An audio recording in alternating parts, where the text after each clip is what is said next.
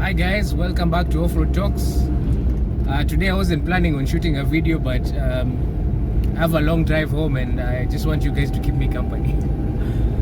So today's topic is going to be about corruption in Kenya, and I chose this topic because of the recent scandal with the whole PP protection equipment and the masks and all that jazz that was sent to Kenya by Jack Ma, the Alibaba founder.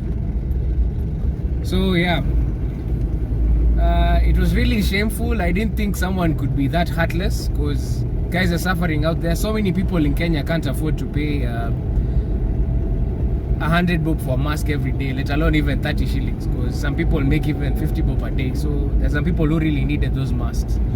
So what had happened is they took the masks just as soon as they came to Kenya, rerouted them illegally to maybe their factories and stores, then proceeded to sell them to make a profit for themselves, when in fact these things were supposed to be given out free to the public.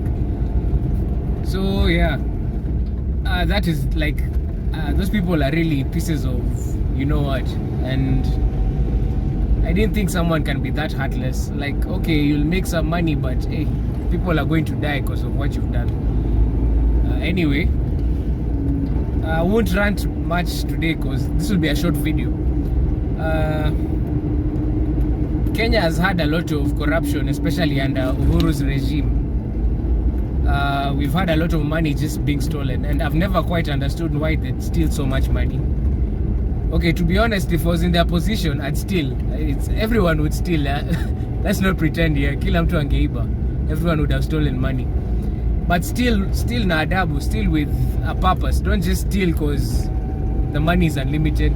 Like, if I was in that position, I'd probably steal $1 million to 2 million shillings from each project, and then actually make sure that the work has been completed that money was assigned for. Just don't go around stealing billions, because now if you steal billions, that's more noticeable and you'll get caught. But anyway, even these guys get caught, but it goes through the justice system. They parade these guys. We see on the news that this guy is going to jail. He stole, I don't know, 400 million.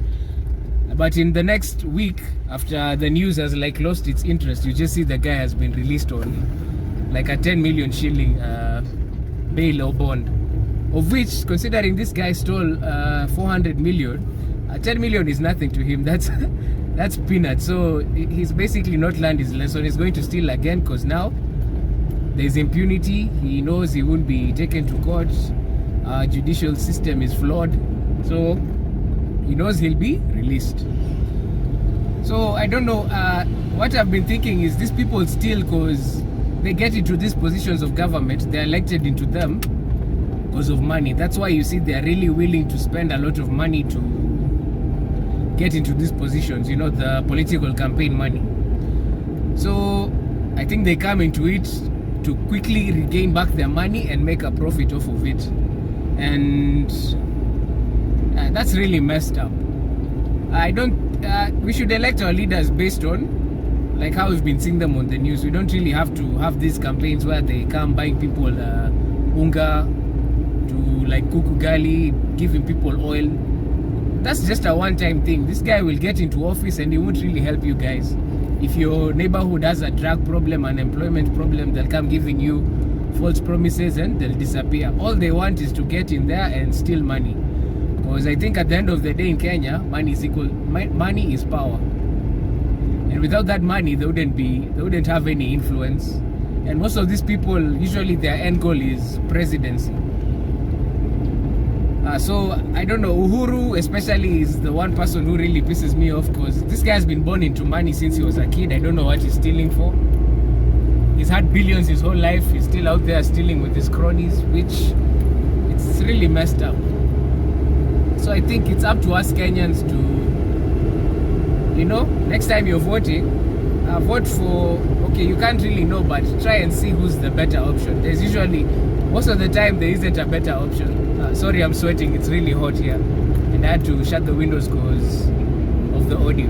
I'll just open it a bit, and I apologize in advance.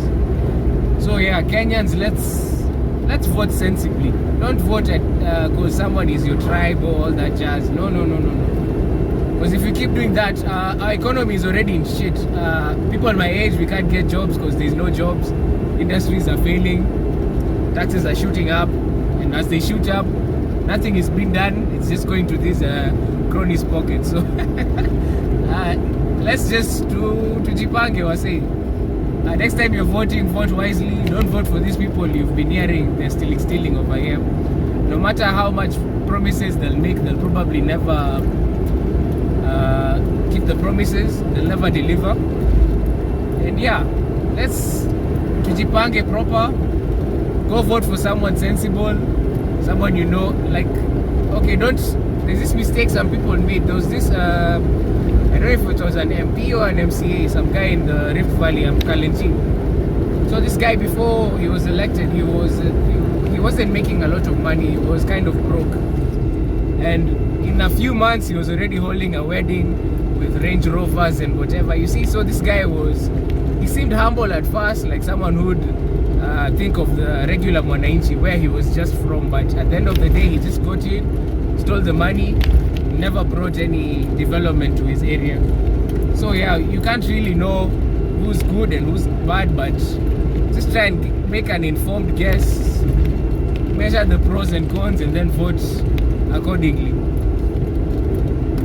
Personally, I've never voted because of those whole lines. I wish they'd do the whole online voting thing so that more people could vote. I think they don't do it because of the risk of rigging the votes, but with this, most people use social media. Atakama, I'm not an avid user of social media. I'd be able to vote easily if it's online, because I don't want to go and queue on a line from wake up at 5:30 to go vote for some guy who will not do anything for me. So yeah, elections are coming up, campaigns have started. You've seen this whole tear gas mess. It's just dirty politics. Let's vote wisely, measure their pros and cons, and choose wisely. And if any of the leaders are watching this video, which I doubt, but if you are, just stop stealing. Steal nampango. Just steal a little money. I would steal money, so I understand, but I wouldn't steal so much that my fellow Kenyans are struggling. So like, if you get a 1 billion thing from the government, steal 2 million.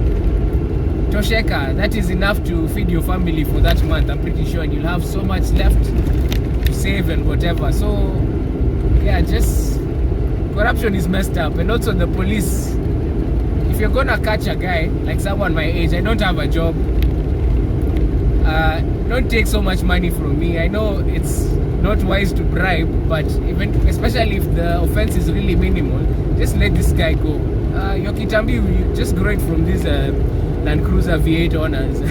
Don't grade from someone like me or from someone like Islando, someone who's really struggling to come up, because I know you're also struggling to come up. So stop stealing from these guys. So yeah, let's just stop this whole corruption mess. I've been corrupt before, I won't lie. Police, this is not an admission of guilt. Don't come for me. I would rather pay 1,000 bob to that cop than pay a 5,000 shilling fine, which it's really messed up, but sometimes you're in a hurry, you don't have time to go to court, be put in a cell. So sometimes, I wouldn't say corruption is necessary, but yeah, sometimes it's a necessary evil. So yeah, next time we are voting, vote wisely. Don't vote for these cronies who will go and steal from us. They just want for themselves. They don't really care about you. Don't go killing people like in the post-election violence time.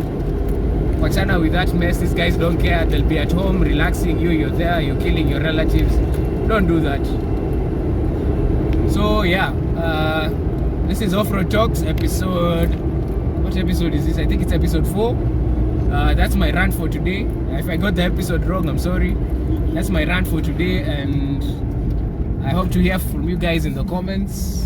Like, share, and subscribe, and all that mess. We'll talk later. Peace.